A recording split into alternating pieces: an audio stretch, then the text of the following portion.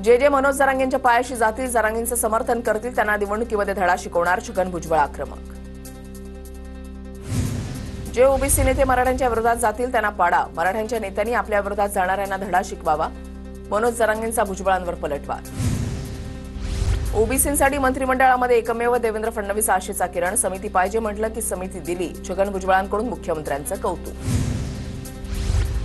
अंतरवालीमध्ये पोलिसांवर दगडफेक होण्यापूर्वी झालेल्या बैठकीमध्ये शरद पवारांचे आमदार होते, त्या आमदारांना घरी बसवण्याचं काम ओबीसी वर्गानं केलं, छगन भुजबळांचं नाव न घेता राजेश टोपेंवर निशाणा.